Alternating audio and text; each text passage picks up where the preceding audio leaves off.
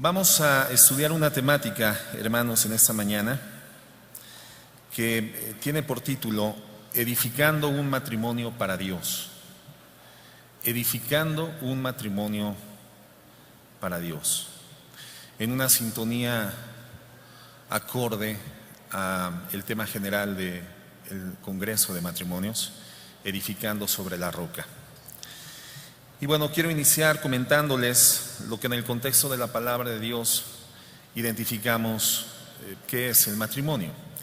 El matrimonio en sí, hermanos, podemos entender que es una escena de transparencias por causa de la convivencia cotidiana, constante, por causa de la familiaridad que se comienza a gestar desde el momento de la vinculación matrimonial. Comienza a quedar gradual y progresivamente al descubierto el carácter de los miembros de un matrimonio, de los cónyuges que integran un matrimonio. Es una escena de transparencias.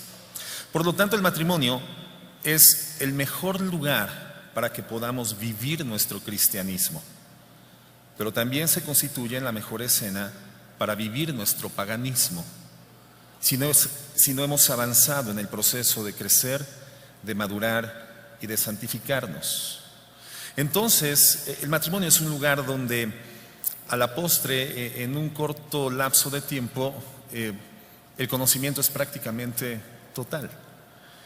Esas distancias convenientes, necesarias, que se dieron durante la relación previa al matrimonio, esas líneas que tenían que evitar ser transgredidas, en el matrimonio ya enteramente son sobrepasadas. La comunión es perfecta, es continua, la confianza es total, la transparencia es total. Hay cosas que hoy, a los años, no nos cuesta trabajo hacer delante de nuestro cónyuge. La mujer, cuando recién llega a la escena matrimonial, eventualmente aún le resulta penoso desvestirse, por ejemplo, delante de su marido. Y bueno, aquí creo que vemos puras personas adultas, puros matrimonios, ¿verdad? Entonces podemos hablar con cierta libertad, ¿verdad? Entonces a la mujer generalmente le daba pena la noche de bodas. Habitualmente la mujer dice: permíteme, voy al tocador, es decir, al sanitario, para cambiarse, porque le da pena hacerlo delante de su marido. Al paso de los años esto es totalmente habitual y la mujer es libre y lo hace delante de su marido. Igualmente el hombre, aun cuando el hombre es menos escrupuloso desde el inicio, generalmente en ese sentido. Al inicio del matrimonio, cuando utilizamos el servicio sanitario, por ejemplo, no desearíamos que jamás estuviera presente nuestra esposa, ¿verdad? Al paso de los años, tú puedes utilizar el servicio sanitario, tu esposa se está lavando los dientes y están compartiendo en una escena de total transparencia. Entonces, hermanos, si nosotros quisiéramos realizar una biografía de tu persona, una descripción histórica de tu vida, ¿quién crees que sería la persona idónea para que hiciera esta biografía? ¿Tu mamá o tu esposo? ¿Tu mamá o tu esposa? Si se lo pedimos a tu mamá, va a ser muy poco acertada. Va a decir: no, es el mejor hombre sobre la faz de la tierra, el más inteligente, es el más vehemente, es el más elocuente, es mi cuchurrumino, es perfecto, es tan parecido a mí. Pero si nosotros le pidiéramos que realizara esta tarea a tu esposa, a tu esposo, creo que sería muy preciso, sería muy asertivo, sería muy objetivo. Porque es una escena en donde logramos un nivel de conocimiento muy amplio, muy pleno. ¿Quién realmente somos? Es finalmente manifestado al interior de un matrimonio. La iglesia, hermano, yo lo comentaba ayer, es fuerte en la medida en que sus familias son fuertes. Una iglesia es madura en la medida en la que sus familias son maduras, pero una familia es fuerte en la medida en que sus matrimonios son fuertes y maduros. Sabemos que la base de la sociedad es la familia, pero la base de la familia es el matrimonio. Bíblicamente, la familia se establece en el fundamento de un matrimonio, no en el fundamento de la paternidad. La paternidad tendría que ser por causa del matrimonio, nunca el matrimonio por causa de la paternidad. Y eventualmente, cada día en una mayor proporción, es lamentable de esta forma. nos tenemos que casar por causa de la paternidad. Y esto evidentemente es una condición inversa del precepto bíblico. Vivimos en una época en donde la degradación de la sociedad lamentablemente encuentra su más elocuente escenario de expresión en la vida matrimonial. El matrimonio está siendo seriamente, irreversiblemente atacado en nuestra actual generación. Hoy en día los matrimonios son una especie de vitrina, de escaparate, donde se exhibe la incompatibilidad, la insatisfacción, la tensión, la falta de comunicación, la falta de acuerdo. Y en muchas ocasiones encontramos esa condición en los matrimonios que habitualmente asisten a una iglesia cristiana, en los matrimonios que se autodefinen como familias cristianas, matrimonios que al interior de una escena eclesiástica se han resignado a vivir al interior de un matrimonio miserable, incompatible. Un matrimonio del que muchas veces los cónyuges, aún redimidos por la gracia, desearían escapar. El problema, hermanos, es que la sociedad ha querido redefinir el concepto del matrimonio, y el matrimonio tenemos que entender, no es algo que pueda ser definido de forma relativa o de forma subjetiva. ¿Qué significa? Que el concepto de matrimonio no debería de ser establecido por una definición filosófica, una definición de la moda social. El matrimonio no podría ser el resultado de la aceptación de una proclama popular. No, hermanos. El matrimonio no es lo que queramos que sea, sino lo que la Biblia dice que es el matrimonio. El matrimonio no funciona para lo que nosotros queramos que funcione, sino para lo que la Biblia dice que funciona el matrimonio. El alcance del matrimonio no lo determinamos nosotros en función de un acuerdo social. El alcance del matrimonio se encuentra predefinido en el concepto, en la definición que su diseñador le ha dado desde el origen. La Biblia, entonces, entendemos, es el documento legal histórico más antiguo en el que aparece el primer registro de matrimonio. El matrimonio no es el resultado de un acuerdo entre los entes sociales. El matrimonio es un diseño que nace en el corazón de Dios y que se efectúa en la tierra por vía de la soberana voluntad de Dios. Entonces tenemos que atender a la palabra, tenemos que atender a la Biblia para poder conocer cuál es el propósito del matrimonio. Quiero que me acompañen, si me hacen favor, al libro del Génesis, capítulo 1, versos 26 y 28. En este libro de los orígenes encontramos precisamente el momento en el cual el Señor funda el matrimonio, lo conceptualiza, lo define, lo delimita, determina su función, su propósito, su alcance. Génesis 1, 26, 28 dice así: Entonces dijo Dios, hagamos al hombre a nuestra imagen, conforme a nuestra semejanza, y señoree en los peces del mar, en las aves de los cielos, en las bestias y en toda la tierra, y en todo animal que se arrastra sobre la tierra. Y creó Dios al hombre a su imagen, a imagen de Dios lo creó, varón y hembra los creó. A la imagen de Dios el Señor crea a la raza humana, varón y hembra, por lo cual entendemos que Dios no es ni hombre ni mujer, Dios es espíritu, y en esa condición espiritual hombre y mujer somos absolutamente idénticos en el fundamento de la imagen y semejanza que Dios ha puesto en ambos. El verso 28 nos da una información importantísima, porque dice, y los bendijo Dios, y Dios los bendice. Aquí tenemos el momento en el cual el Señor a ese hombre y a esa mujer los vincula en una relación sagrada, de la cual Él es el único juez y testigo. El cosmos espiritual igualmente estaba atestiguando lo que estaba sucediendo en ese momento histórico en la faz de la tierra. El primer hombre y la primera mujer bendecidos, unificados en santo matrimonio por Dios, y los bendijo Dios. Dios bendice entonces, hermanos, entendemos al hombre y a la mujer, y bendice el propósito por el cual les crea. Literalmente los une en matrimonio.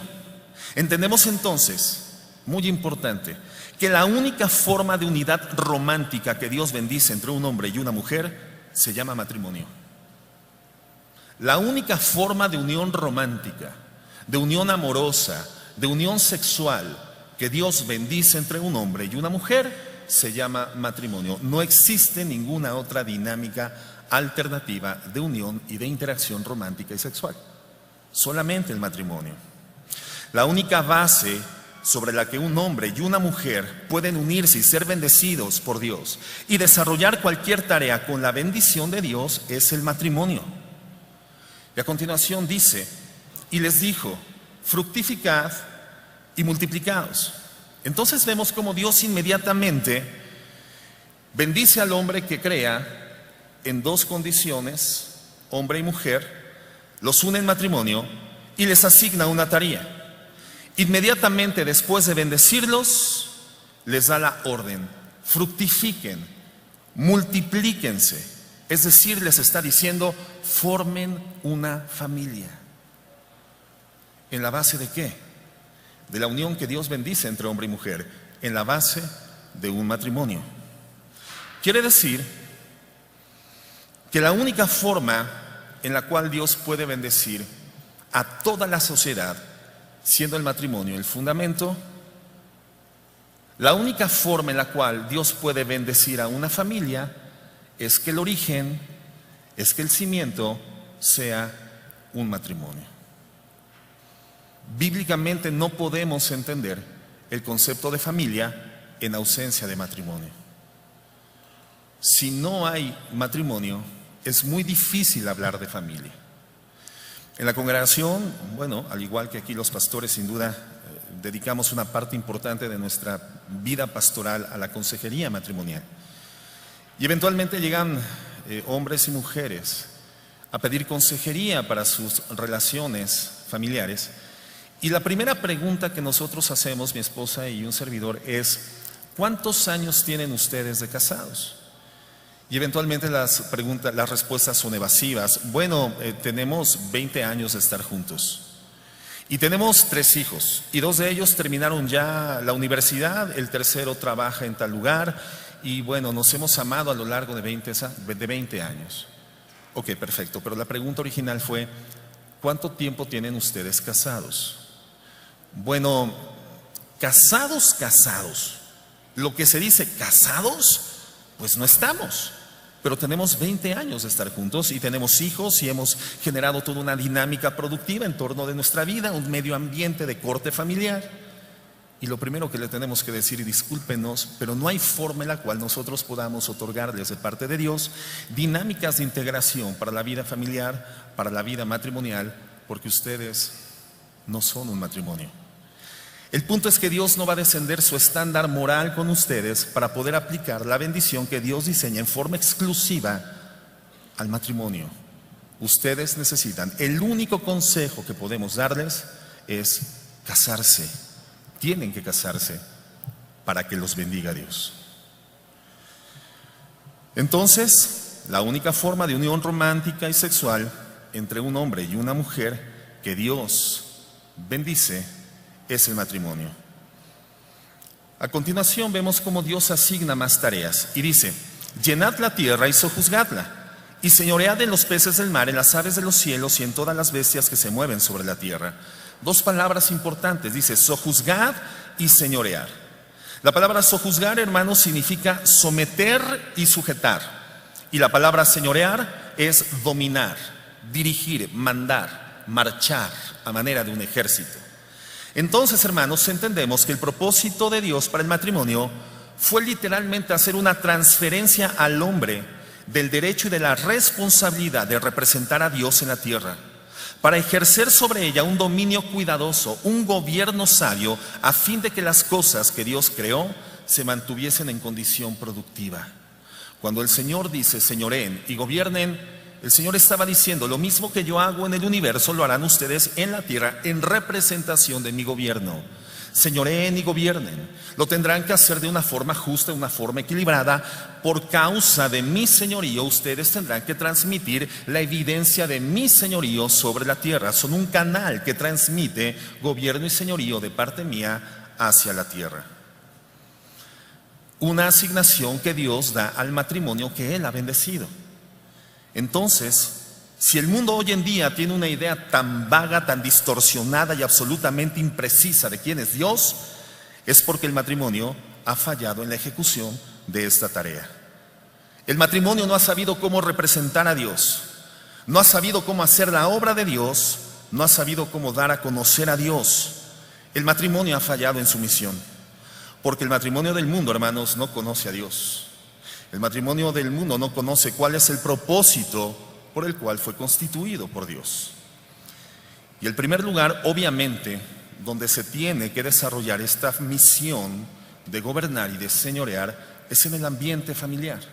Digamos que es el contexto natural de acción del matrimonio y de ahí en adelante. Por lo tanto, tenemos que entender algo. Aun cuando la temática propiamente no es hacia la paternidad, tenemos que hablar de esto que se deriva. Nuestros hijos son el reflejo directo de cuán eficazmente o cuán fallidamente hemos representado a Dios. Cuánto hemos ejercido sobre ellos un dominio cuidadoso, un gobierno sabio, será el reflejo directo sobre la vida de nuestros hijos. Nuestros hijos son el resultado directo de cuánto realmente conocemos a Dios. Ahora bien, en la mayoría de los casos, el problema se encuentra precisamente en esto, en que como hombres o mujeres somos el resultado de un previo matrimonio igualmente fallido. En la mayoría de los casos, en Uruapan, por ejemplo, la iglesia, en el 90-95% se encuentra constituida por cristianos de primera generación.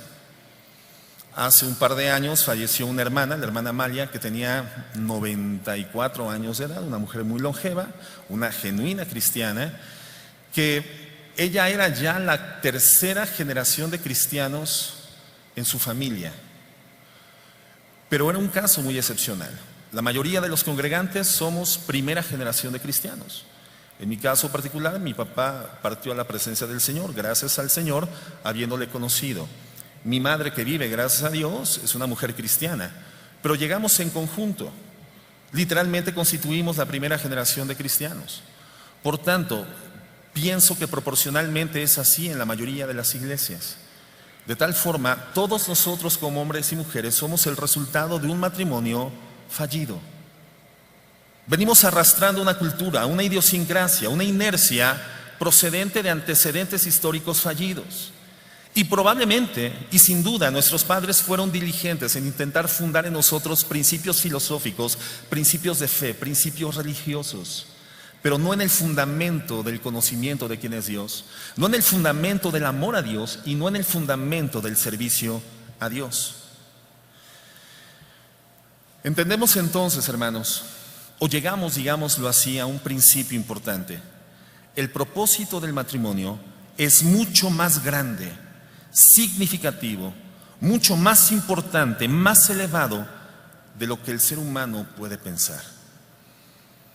El matrimonio es una relación pensada y diseñada en el cielo y ejecutada por orden soberana de Dios por los hombres y mujeres aquí en la tierra.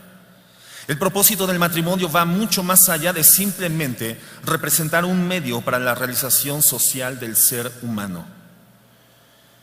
El matrimonio, hermanos, tiene por propósito representar una realidad divina, una realidad que es mucho más grande que nosotros, una realidad que nos trasciende. Un matrimonio tiene que ser edificado no para los cónyuges, un matrimonio tiene que ser construido, edificado constantemente para cumplir el propósito de reflejar el propósito de Dios, reflejar la naturaleza de Dios, reflejar el gobierno de Dios en la tierra. Entonces, la razón por la cual estamos casados, tal vez no lo sabíamos hasta antes de nuestra conversión, pero el propósito del matrimonio va mucho más allá de encontrar simplemente a una persona con la cual ser feliz. ¿Te casaste para ser feliz? Te equivocaste ya. El matrimonio, yo comentaba someramente ayer, no es fuente de felicidad. Al contrario, el matrimonio es fuente de problemas, complicaciones, dolor, frustración, tristeza, muchas veces amargura. El matrimonio es una escena garantizada de sufrimiento. Y si no, voltea a ver a tu cónyuge y ve su rostro.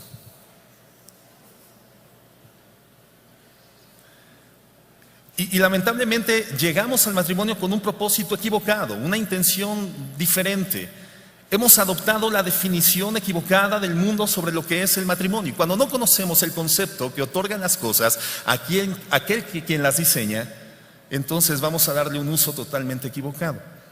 La licuadora de mi casa, que es la casa de ustedes, y también la licuadora, es un dispositivo que por su forma de estructura y las aspas que se encuentran ligadas al motor, podría parecer que funcionaría de forma perfecta para lavar ropa interior.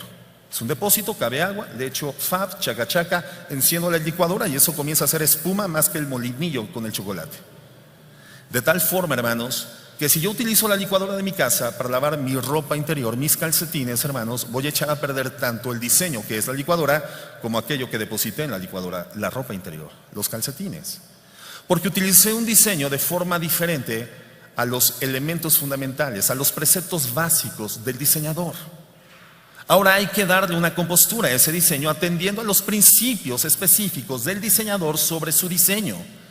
En la medida en la cual como iglesia o como humanidad continuemos ignorando el concepto, la definición, el propósito, el alcance, la funcionalidad que el diseñador le ha dado al matrimonio, continuaremos accediendo al matrimonio, utilizando el matrimonio como bien nos parece, como si fuese algo relativo, como si fuese algo subjetivo, como si fuese algo que nosotros pudiésemos determinar, delimitar, y no es así. El resultado terminará siendo el mismo. Cuando usamos algo de lo cual desconocemos su función, no lo usamos, lo abusamos y lo terminamos descomponiendo. El matrimonio socialmente se encuentra descompuesto y por lo tanto no llega a alcanzar su propósito. Si tú previamente no eras feliz con Dios antes de casarte, entonces fue imposible que pudieras experimentar la felicidad en tu matrimonio. Porque resulta que tu cónyuge llega con la misma expectativa. Pastor, me quiero casar porque quiero ser feliz con esa mujer. Pastor, me quiero casar con ese hombre porque quiero ser feliz con él. Y la pregunta es, ¿tú crees que alcanzarás y conocerás la felicidad con él? Sí. ¿Y tú con ella? Sí. Entonces, si tú crees que la tiene ella y ella cree que la tienes tú, ¿quién la tiene? ¿Quién la trae? Nadie la trae. Si previamente no eres feliz con Dios, entonces el matrimonio no te ofrece sino frustración y tristeza, desesperación, angustia, dolor. En cambio, cuando yo he tenido una comunión con Cristo, en donde he podido plenamente experimentar la felicidad, ahora puedo buscar a una persona con la cual pueda yo compartir la felicidad que proviene de Dios en mi vida.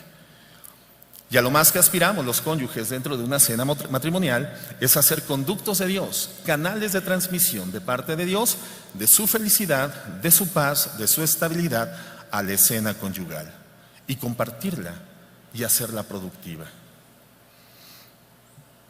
Entonces, hermanos, la pregunta es, ¿qué tan claramente mi matrimonio está desarrollándose en este propósito?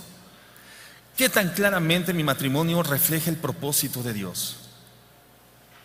¿Estoy edificando un matrimonio para mis objetivos personales o estoy involucrado seriamente en la tarea de edificar un matrimonio para Dios? ¿Mi matrimonio es una entidad relacional que refleja claramente a Dios?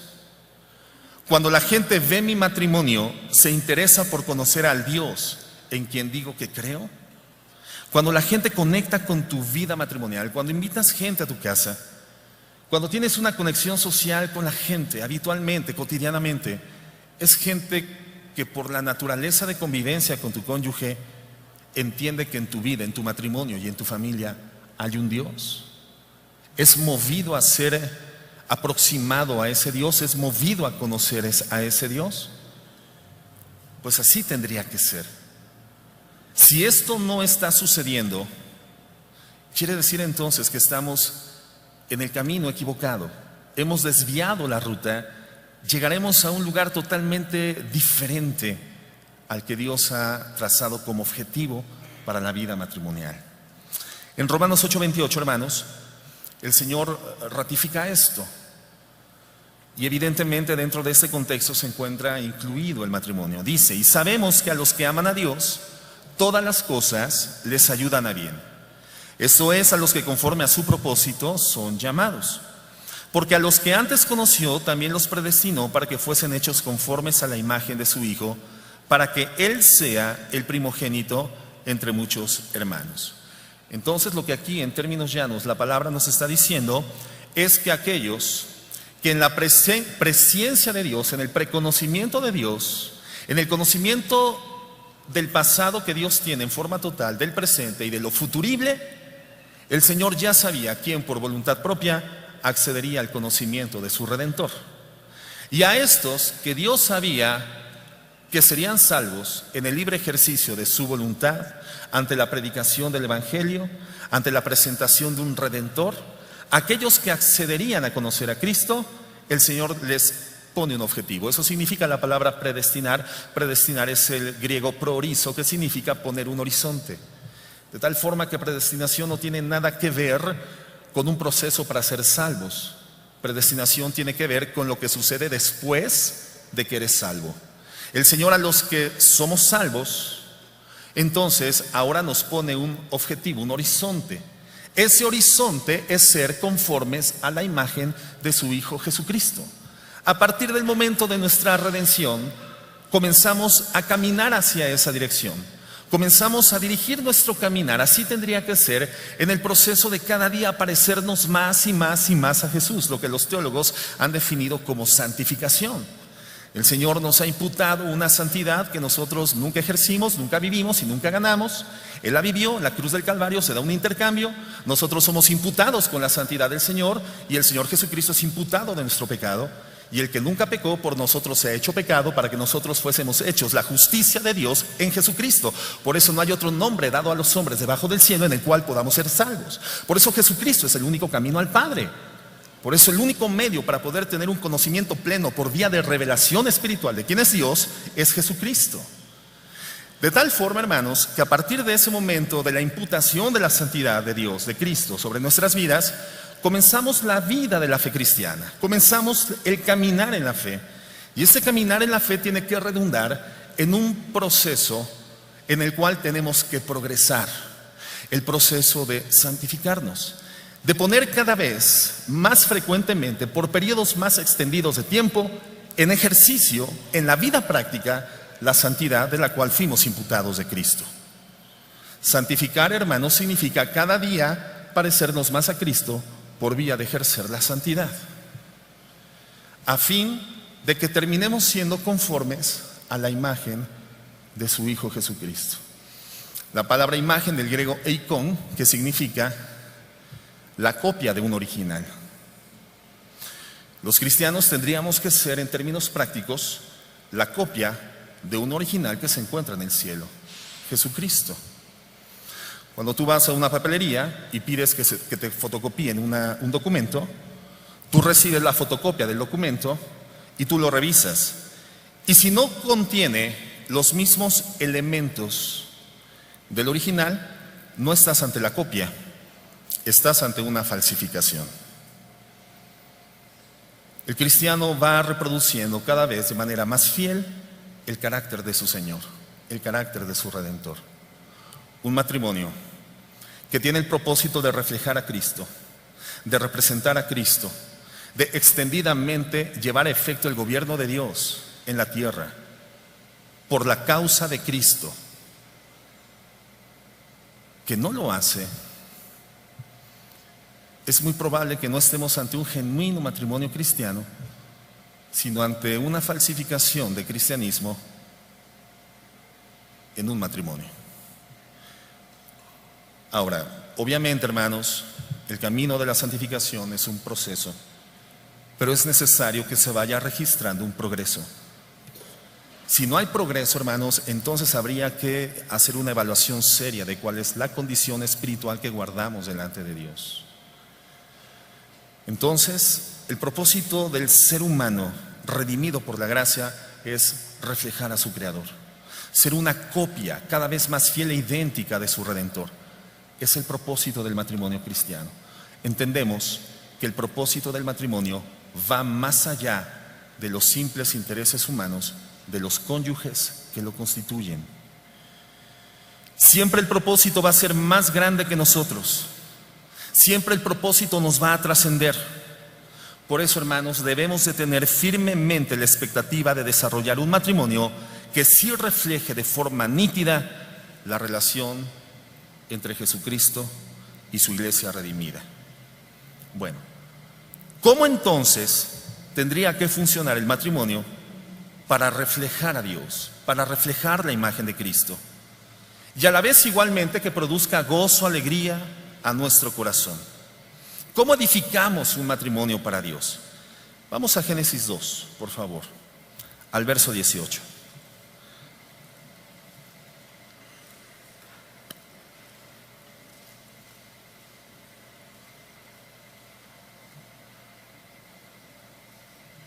Génesis 2, 18.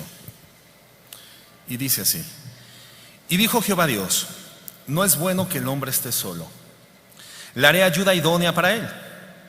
Jehová Dios formó pues de la tierra toda bestia del campo, toda ave de los cielos, y las trajo a Adán para que viese cómo las había de llamar.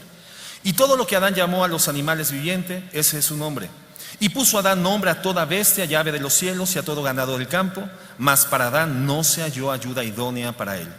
Entonces Jehová Dios hizo caer sueño profundo sobre Adán, y mientras éste dormía, tomó una de sus costillas y cerró la carne en su lugar. Y de la costilla que Jehová Dios tomó del hombre hizo una mujer y la trajo al hombre.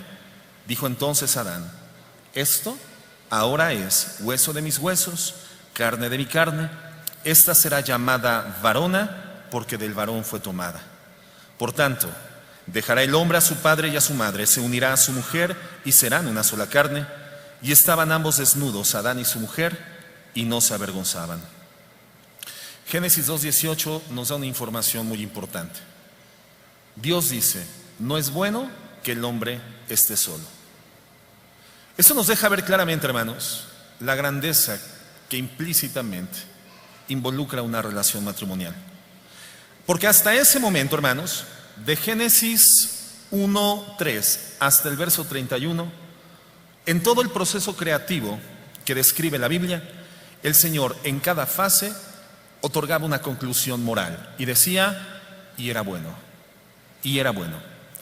Pero de todas las cosas que Dios había creado y había juzgado moral y espiritualmente como buenas, la única que no era buena era que el hombre estuviera solo. Obviamente eso no significa, hermanos, que la creación de Dios se encontrara en una condición de imperfección, sino que en ese momento aún se encontraba incompleta. A Adán, hermanos, le faltaba algo, pero no solamente a Adán, a la creación le faltaba algo para ser completamente buena. Una mujer.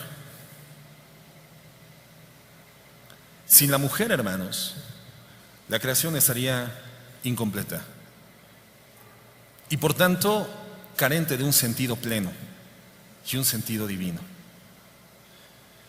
Por eso dice Proverbios 18:22: el que haya esposa, haya el bien y conoce la benevolencia de Jehová.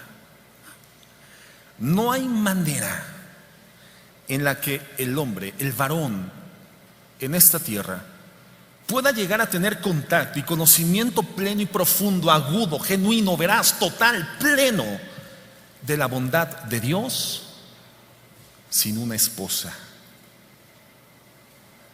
Tenemos acceso a la plenitud de la bondad de Dios solamente cuando somos completados con la presencia de una mujer en el vínculo del matrimonio, de una esposa. Son el complemento, hermanas, que perfecciona, que complementa, que termina la extraordinaria creación de Dios. Por eso, sin ustedes, la creación sería menos extraordinaria de lo que es. Si está tu esposa junto a ti, varón, voltéala a ver y dile: mi amor, eres extraordinaria. Sin ti estaría incompleto.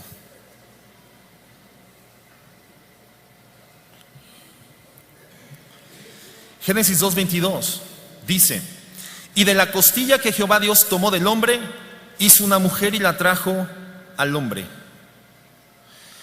Entonces, si nosotros vamos al contexto, nos damos cuenta de que el procedimiento que Dios utiliza para darle final al proceso creativo a través de la mujer fue diferente a la mecánica que utilizó para la constitución del hombre, del varón. Dice la Biblia que el hombre fue formado del polvo de la tierra, del barro. Ahora, eso no es una explicación metafórica, no es una ilustración, no es una alegoría que intente dar una explicación a las cosas. Hoy entendemos a la luz del estudio del mapa del genoma humano que esto es absolutamente verdad. La Biblia nos da un hallazgo científico extraordinario, porque hoy entendemos a la luz de la ciencia genética que la Tierra está constituida de carbono, hidrógeno, oxígeno, nitrógeno y 19 gases raros, los mismos que se encuentran en cada molécula del cuerpo del ser humano. Por lo tanto, hermanos, somos tierra, pero vivificada por el aliento de vida de Dios. El Señor crea a un muñeco de barro y sopla en su nariz aliento de vida, y ese aliento de vida evidentemente contenía dones, habilidades, talentos, destrezas, capacidades, inteligencia, arte, poder creativo, inventiva, y todo se reduce a un solo concepto: la imagen y semejanza de Dios nos es infundida por vía del aliento de vida de Dios. Por tanto, a partir del aliento de vida de Dios al interior del barro de la tierra, entonces se constituye un ser humano. Pero con todo y esto, que es glorioso, los hombres, hermanos, somos barro, somos tierra. ¿Cuánto pagarías tú en el mercado, hermano o hermana, por una vajilla artesanal de barro? En Uruapan, hermanos, hay una celebración anual en Semana Santa donde bajan de todas las comunidades étnicas cercanas a la región a la plaza de la ciudad a ofertar su productividad artesanal de barro, y ves cosas hermosísimas. Pero finalmente, cuando preguntas por una olla, por un jarrón, por un tibor, por una vajilla, no pueden ser muy costosas porque están constituidas de barro. Y si tú preguntaras por el costo y te dijeran: bueno, esta vajilla de barro cuesta $10,000, dirías: pues quédate con tu barro, finalmente es pura tierra cocida. Por supuesto que no pagaría una cantidad de dinero por una vajilla de barro, tal vez por una de porcelana china, pero no de barro, porque el barro es corriente. Los hombres fuimos constituidos del barro, pero la mujer no. La mujer, dice la Biblia, que después de ser puesto en sueño profundo Adán, el Señor abre su costado, toma la costilla, y de material genético vivificado con el aliento de vida de Dios, el Señor lleva a culminación la corona de la creación de la humanidad y de la creación misma, que es la mujer. Por eso la mujer es una creación suave, delicada, una creación especial, muy diferente al hombre. Los hombres somos barro y las mujeres son material genético vivificado por el aliento de vida de Dios. Hermano, voltea a ver a otro hermano ahí, varón, que tenga cerca, y dile: corriente, corrientote. Y si no te gustó, voltea y dile: barro. Finalmente es lo mismo. Por eso entendemos, hermanos, lo que representa la mujer en la creación, lo que representa la mujer en el matrimonio. Sin la mujer estaríamos completamente insatisfechos. Estaríamos en un proceso o en una condición sin terminar. Génesis 2:23 dice: dijo entonces Adán.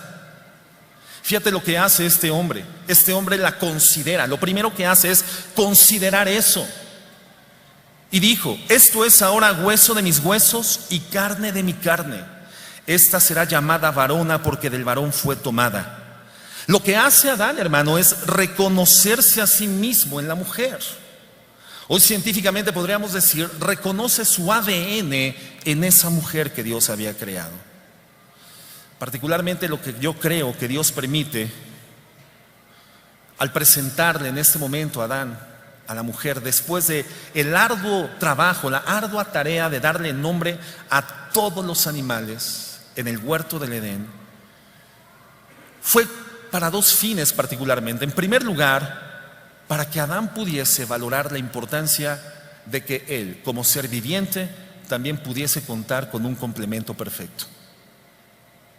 Que pudiera reconocerse en un complemento perfecto, así como la leona en el león, y por eso le puso león al león, y por causa del león a la leona, leona, por causa del león.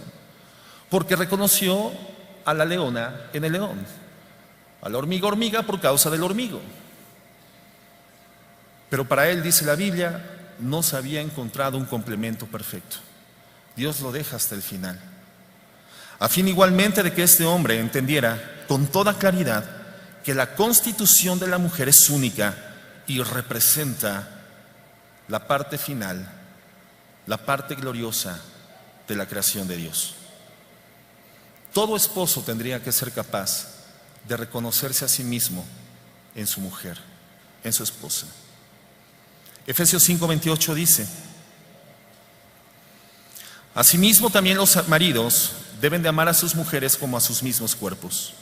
El que ama a su mujer, a sí mismo se ama, porque nadie aborreció jamás su propia carne.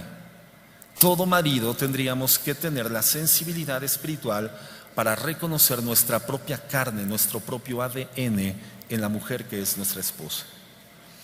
Cuando yo tuve la gloriosa oportunidad de conocer a mi esposa en el puerto de Veracruz, de verdad, en mi caso particular, así sucedió. A nosotros nos presentó una hermana de una iglesia cristiana en la ciudad, y en el momento en el que yo vi a esa preciosa jarocha, le dije: te bailo la bamba. No le dije así. No.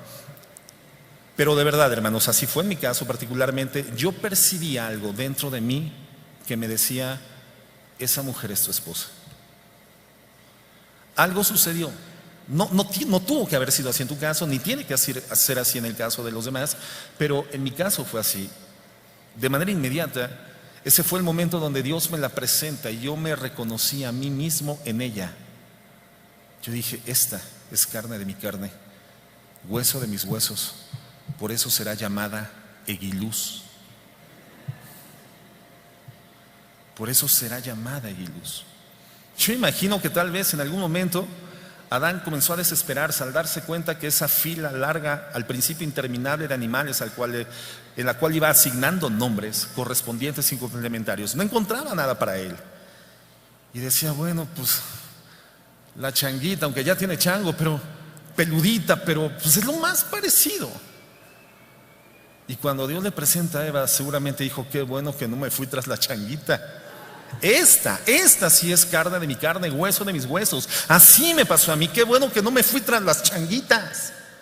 Esta mujer, esta es carne de mi carne y hueso de mis huesos. Hermanos, esto es considerar a tu mujer. El hombre está llamado a ser sensible para poder ejercer una relación de continua consideración del valor divino que se encuentra al interior de su mujer. Entender que literalmente representa la vinculación plena con la benevolencia del Señor, que ha conocido el bien de Jehová por causa de esa mujer, y esto nos lleva a tener una conducta considerada. Entonces, vemos que este ser con el cual Dios nos ha unificado por vía del matrimonio constituye una vinculación, y lo vamos a ver en la siguiente exposición que tenga yo la oportunidad de dar. Constituye una unidad más fuerte, más importante que la misma unidad que tuvimos en algún momento con nuestros padres. Génesis 2:22 dice: y de la costilla que Jehová Dios tomó del hombre, hizo una mujer, la trajo al hombre. Vemos entonces en este momento, hermanos, la forma en que Dios mismo oficia el primer matrimonio. Dios como un juez único, testigo de esta hermosa y significativa unión que representa, tiene que reflejar la unidad de su Hijo Jesucristo con su novia, la iglesia redimida. Perdón, no tomé el tiempo del inicio, no sé cuánto, ¿llevo 50 minutos? ¿Ya? Me quedan 10 minutos. Ok. ¿Me regalan 10 minutos más? ¿Quién? 10, 20, 30, 40, 50. Dani, ya se hizo más. Fíjate lo que dice, y con esto voy a dejar un poco la introducción de lo que será el siguiente tema. Pero hermanos, me interesa saber si he sido claro en expresar, y si yo no lo he sido, quien sí es infalible en hacerlo es el Espíritu Santo en el fundamento de su palabra. ¿Sí entendemos lo que representa la unión conyugal? ¿Sí entendemos que el propósito que Dios otorga a ese diseño que nace en su mente y ejecuta en su soberana voluntad por vía de hombres y mujeres en la tierra, el propósito va más allá del matrimonio mismo?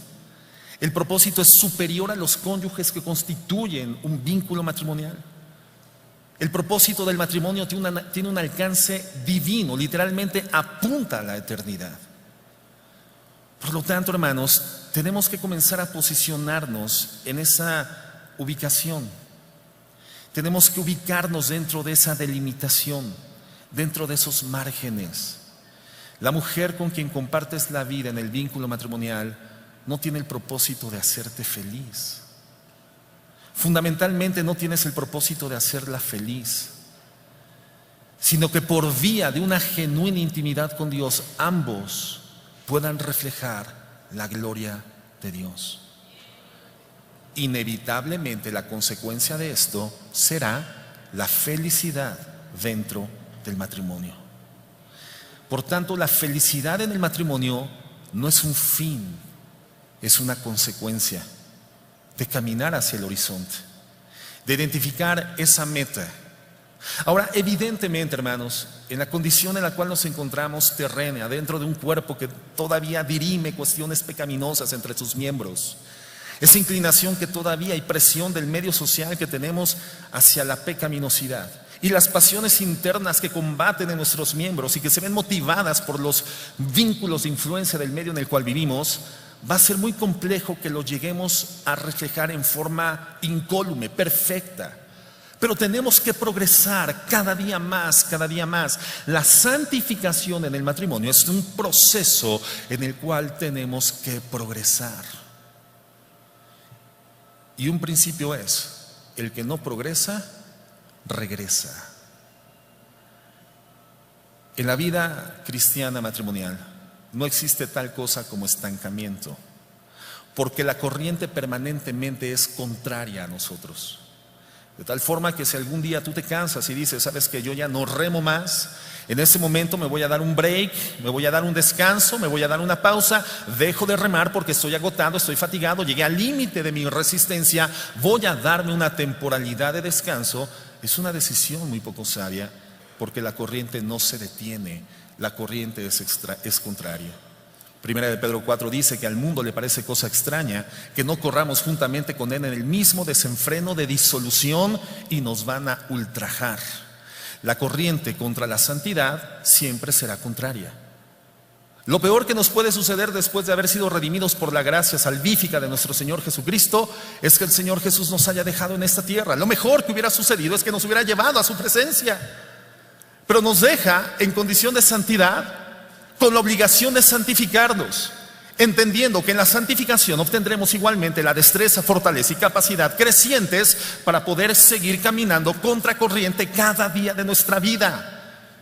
Lo más incómodo que puede existir para una persona que ha sido redimida por la gracia es permanecer en una condición social, medioambiental, caída por el pecado. Jamás va a ser una circunstancia gratificante ser cristiano en medio de una sociedad caída por el pecado. Porque esta misma sociedad caída que hace 2000 años llevó a la cruz del Calvario a Jesucristo, porque quiso apagar su luminosidad, odió su luminosidad, es la misma sociedad que odia la santidad de Jesucristo depositada en su iglesia redimida. Entonces, hermanos, detenernos es una muy poco sabia decisión, porque inequívocamente seremos echados atrás. Y cuando quieras reiniciar tu camino de santidad, tu camino de fidelidad, estarás partiendo de un punto mucho más rezagado.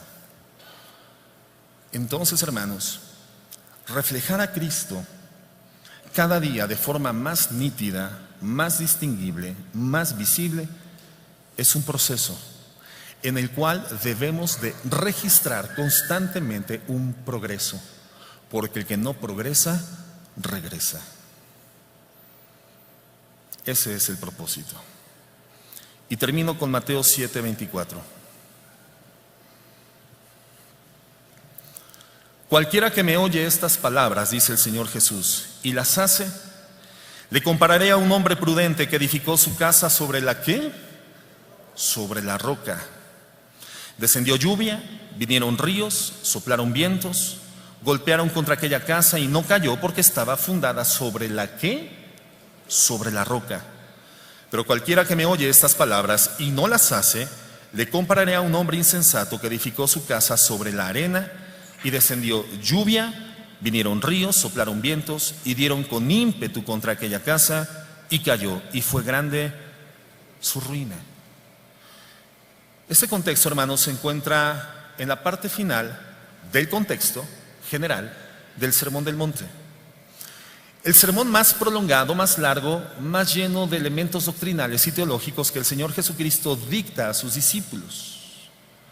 Digamos que los elementos prácticos de la vida cotidiana de una persona redimida por la gracia se encuentran insertos precisamente en el Sermón del Monte. Está lleno de preceptos y fundamentos eternos, principios de eternidad para la vida del creyente. Digamos, es como si fuese un mini libro de proverbios del Nuevo Testamento. Principios prácticos para la vida cristiana.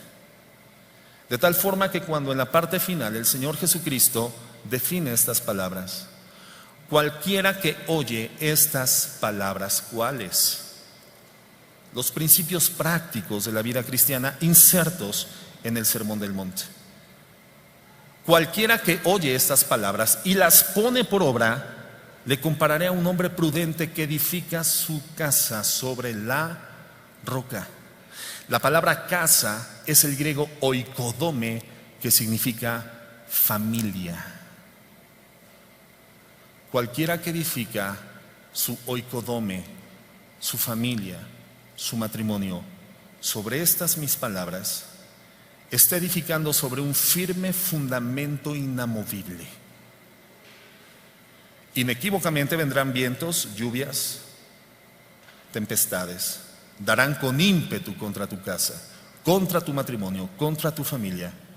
Pero si mi palabra, mis preceptos, estatutos y mandamientos son tu fundamento, entonces, dice el Señor, tu casa permanecerá de pie. Pero si tú fundas tu casa sobre la arena, y entiéndase por arena cualquier principio o precepto filosófico disidente de la palabra de Dios, cualquier moda o concepto social, cualquier proclama social vigente en el medio en el cual vivimos, si tú depositas tu confianza y tu vida en tus hijos, no, pastor, es que yo tengo una fe en mis hijos, pues agárrese, porque grande será su ruina.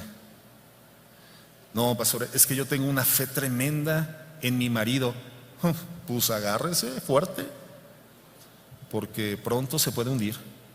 No, mi fe está en mi mujer, pastor, agárrese. Cualquier cosa que no sea la palabra de Dios es arena, arena movediza. Cuando se hunda, te hundirás con ella. Edificar sobre la roca, edificar sobre el precepto y fundamento, el mandamiento de Jesús, la persona misma de Jesucristo. En el principio era el verbo era con Dios y el verbo era Dios. Jesucristo mismo, digámoslo así, en forma literaria, es todo el precepto de la palabra. Jesucristo es la palabra. Por eso cuando predicamos la palabra, el alma, el espíritu comienza a conmoverse a fin de poder llevarnos a una condición diferente, suprema, de trascendencia. Encontramos el significado y verdadero profundo sentido para la vida. porque literalmente es Jesucristo en forma de ondas sonoras llegando al corazón del hombre y transformándolo, llenándolo, vivificándole, dándole vida espiritual. La palabra de Dios, hermanos, es el fundamento. Toda construcción demanda de un firme fundamento. Y mientras más grande y compleja sea la construcción, más firme, sólido e inamovible tiene que ser el fundamento, la roca sobre la cual se funda. El cimiento tiene que ser indestructible. Hermanos, y el matrimonio no tiene nada de liviano, nada de sencillo. El matrimonio es una construcción grande, compleja, muy compleja. Necesitamos el fundamento para edificar sobre de él. La roca que es su palabra. El matrimonio fue fundado por Dios, definido por Dios, conceptualizado por Dios, delimitado por Dios. Su propósito es establecido por Dios. El matrimonio no es lo que nosotros queramos que sea, es lo que Dios dice que es. No funciona para lo que queramos que funcione, funciona para lo que la Biblia dice que funcione. Y su alcance tiene que ser el que la Biblia presupone. El matrimonio tiene un propósito que nos trasciende. El matrimonio no se edifica para nosotros. El matrimonio se edifica para Dios. La consecuencia resultante es una vida de paz y de felicidad. Vamos a orar brevemente. Señor, gracias. Bendecimos tu nombre. Gracias porque nos has llevado a confiar no en la condición falible de un hombre, de un ser humano, de un predicador, sino en la eficacia inerrante de tu bendita palabra, la cual en tu gracia es iluminada por tu Espíritu Santo, trayendo vida a nuestro corazón.